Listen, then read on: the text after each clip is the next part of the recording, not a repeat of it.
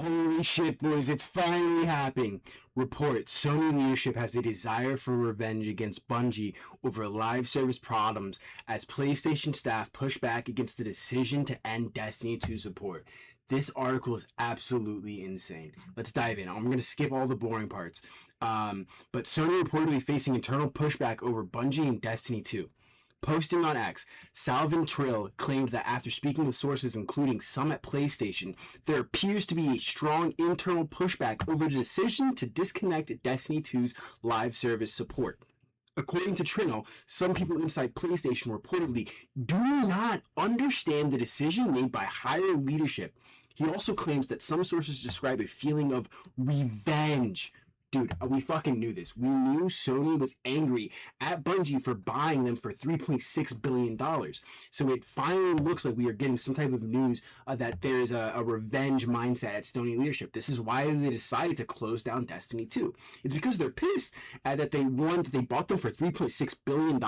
And two, that the live stream games as a service strategy that they were bought for to help them create live service games failed. You know, I mean, there were Bungie devs on Concord, and you know, all the other live service games that Sony wanted to push out, they had Bungie staff on them as like supervisors or overseers. All those games were canceled. All of them were gone. This is absolutely insane. But let's continue on. With Bungie being blamed for problems tied to a number of issues with their games as a service strategy. Here's the statement in full. After speaking with my sources, including some at PlayStation, what stands out is mainly internal resistance, strong pushback, Trinnell said. Many people at PlayStation don't understand the decision at the top to discontinue Destiny 2. This is absolutely crazy because, dude, it doesn't take anybody with a brain cell to understand that discontinuing Destiny 2, the number one IP that Bungie has, is a mistake. So it's finally good to hear that people at PlayStation don't understand the decision. Again, like I said, it seems like there's a form of revenge going on at PlayStation. Some have told me that there's a kind of desire for revenge as Sony leadership reportedly blames Bungie for a number of issues with their games as a service strategy.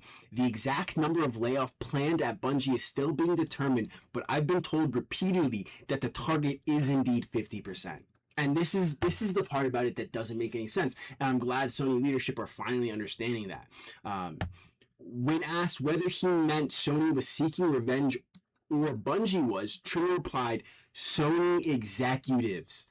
Dude, they're so fucking angry.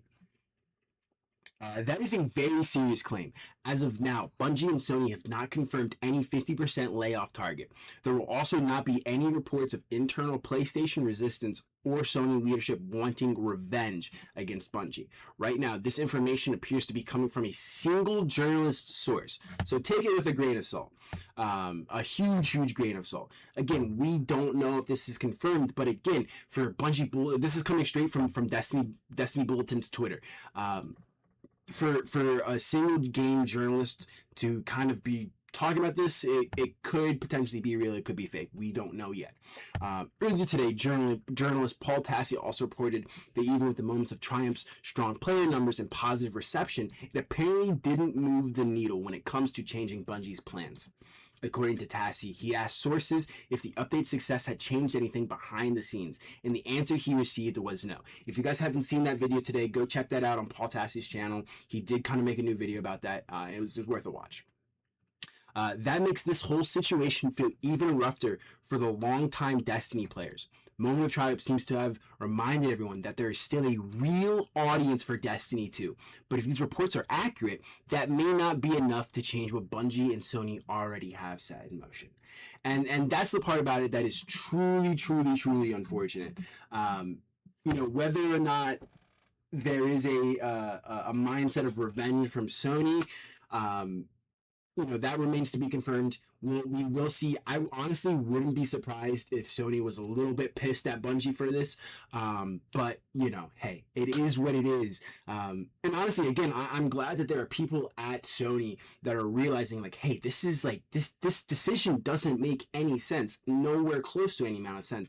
Again, when you think about it, this is Bungie's single most biggest IP. This is their cash cow. This is the thing that keeps cash flow coming into their company. And without that, Bungie basically has nothing. So Sony bought them for absolutely nothing. You know, they spent $3.6 billion to do jack all, wipe their asshole with it, basically.